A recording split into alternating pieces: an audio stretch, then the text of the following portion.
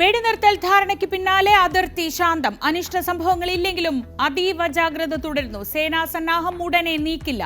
ജമ്മുവിലും കശ്മീരിലും ഡ്രോണുകൾ കണ്ടെന്ന പ്രചാരണം തെറ്റെന്ന് പ്രസ് ഇൻഫർമേഷൻ ബ്യൂറോ. പഞ്ചാബിൽ വിദ്യാഭ്യാസ സ്ഥാപനങ്ങൾ തുറക്കുന്നു.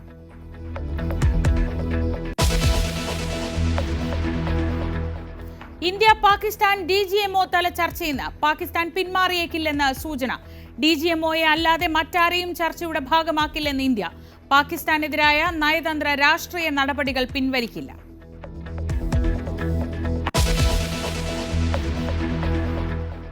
KPCCക്ക് പുതിയ അധ്യക്ഷൻ സണ്ണി ജോസഫ് ഉടൻ ചുമതലയേൽക്കും. UDF കൺവീനറായി അടൂർ പ്രകാശും വർക്കിംഗ് പ്രസിഡന്റുമാരും സ്ഥാനമേൽക്കും. നേതാക്കളുടെ ഫേസ്ബുക്ക് പോര് തുടരുന്നു.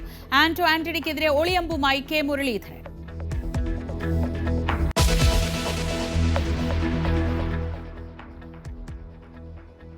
News 18 big exclusive. മീടു പരാതിയിൽ വേടൻ നടത്തിയ മാപ്പ് നാടകമെന്ന അതിജീവിത.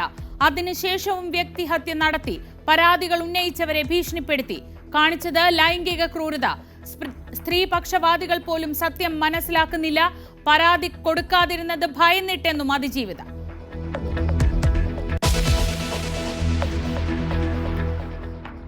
അമേരിക്ക ചൈന തീരുവ യുദ്ധം അവസാനിക്കുന്നു. ഇരു രാജ്യങ്ങളും നടത്തിയ ചർച്ചയിൽ ധാരണയെന്ന് സൂചന. ഔദ്യോഗിക അറിയിപ്പൊന്നുണ്ടായേക്കും.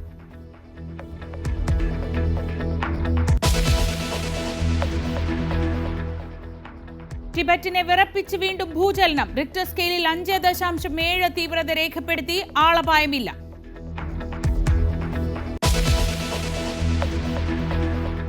നന്ദങ്കോട് കൂട്ടക്കൊലക്കേസിൽ വിധി ഇന്ന്. കേഡൽ ജിൻസൺ രാജ പ്രതിയായ കേസിൽ ശിക്ഷ വിധിക്കുന്നത് തിരുവനന്തപുരം 6ാം അഡീഷണൽ സെഷൻസ് കോടതി.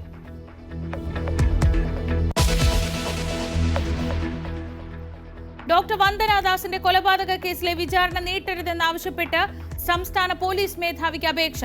പ്രതിയുടെ ആവശ്യം എതിർക്കണമെന്ന് മെഡിക്കൽ ഓഫീസർ ഡോക്ടർ K പ്രതിഭ. അഭിഭാഷകൻ മരണപ്പെട്ട സാഹചര്യത്തിൽ കൂടുതൽ സമയം തേടി പ്രതി സന്ദീപ്.